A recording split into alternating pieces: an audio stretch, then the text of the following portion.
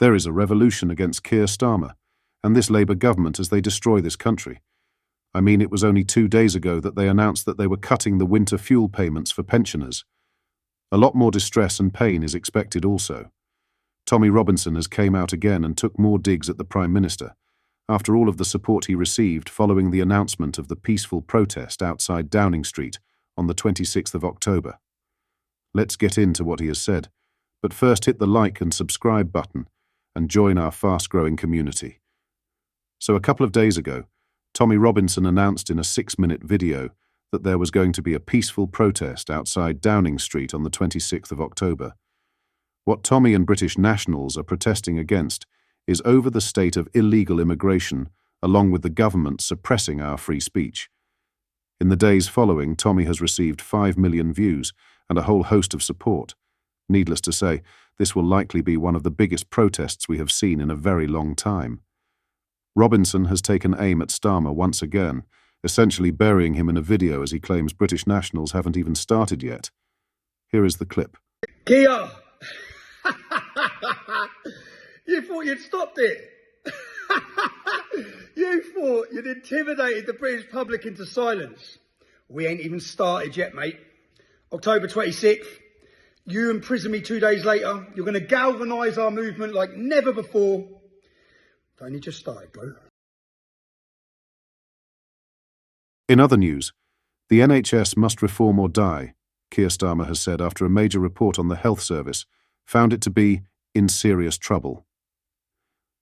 Setting out his plans for tackling long waiting lists, improving the nation's health, and shifting the focus towards community services, the Prime Minister said Labour could be set to invoke the biggest reimagining of the NHS since its birth.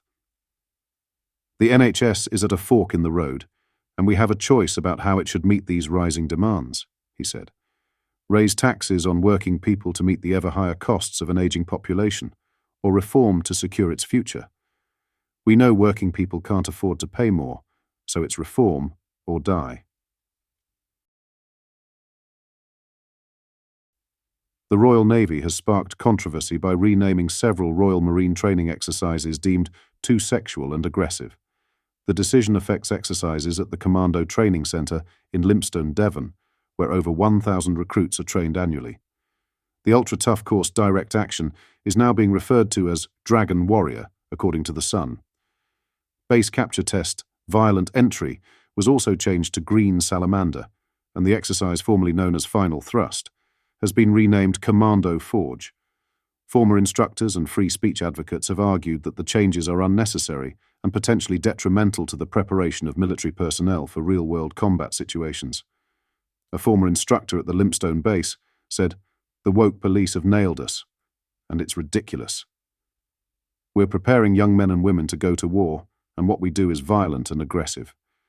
It's amazing that military people have the time to worry about stupid issues like this." The Free Speech Union also weighed in, describing the renaming as typical of the woke doublethink that has infected our armed forces. Next, they'll be warning Marine commandos to avoid microaggressions, the group added. In response to the criticism, a Royal Navy spokesman said, "All aspects of training exercises are regularly adapted and updated, including to align with standard naming protocols. The Royal Navy's decision to rename training exercises is part of a broader trend across the UK's armed forces to adopt more inclusive language. Earlier this year, Royal Navy bosses replaced the term seaman with seafarer to be more inclusive. The Royal Air Force separately decided to use aviator rather than airman or airwoman. Despite the controversy surrounding language changes, the Royal Marines continue to demonstrate their operational effectiveness as members of the UK Commando Force participated in exercise Sang-Yong on the Korean Peninsula for the second consecutive year.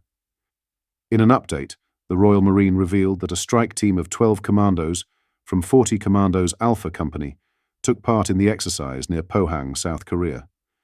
The group conducted covert raiding, surveillance, and reconnaissance missions alongside US Marines and Republic of Korea Marines Corps. Major Hugo Grant, commanding Alpha Company, said, "We participated in an immensely successful joint package ranging from aircraft control to a surveillance and reconnaissance mission. the company demonstrated once again that the UK Commando Force is able to deploy and work with partners anywhere in the world. King Charles III provided a rare health update during a meeting with New Zealand's women's rugby union team at Buckingham Palace on Wednesday evening. The monarch revealed that he will not be able to visit New Zealand during his upcoming tour in October due to doctor's orders. This candid remark came as the king continues to undergo treatment for an undisclosed form of cancer, which Buckingham Palace announced in February 2024. Despite the health concerns, the palace has recently unveiled the itinerary for the King and Queen Camilla's trip to Australia and Samoa, set to begin on October 18th.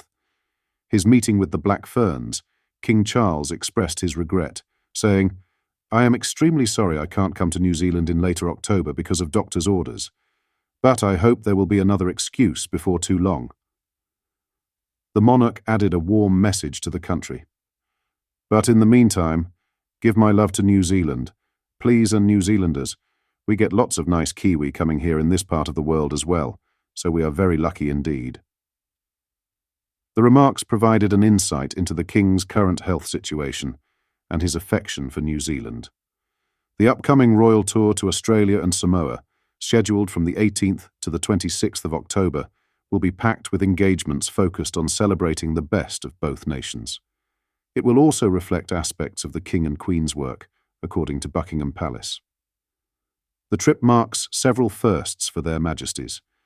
It will be King Charles's first visit to a Commonwealth realm as monarch and his first Commonwealth Heads of Government meeting, CHOGM, in Samoa as head of the 56-member bloc. In Australia, the royal couple will visit Parliament in Canberra, attend receptions, and review the Royal Australian Navy in Sydney. King Charles also shared a light-hearted moment with the young athletes, remarking, "And I hope you make the most of your time in the team because you don't stay young for very long. As I discovered, it all goes quicker than you think." This comment prompted laughter among the rugby players, which in turn made the monarch chuckle. The king continued, "Anyway, I do hope you have great success." What are your thoughts on what we discussed in today's video? Let me know down in the comments section below. I also want to say a massive thank you for all the recent support on the channel and the videos. We are getting closer to our big goal on this channel, which is to reach 100,000 subscribers. We want more people to wake up and see that the current government are destroying this once great nation. So, if you've not yet already, make sure you do drop a like on this video and subscribe to the channel for more British content. Thank you. Take care. Goodbye.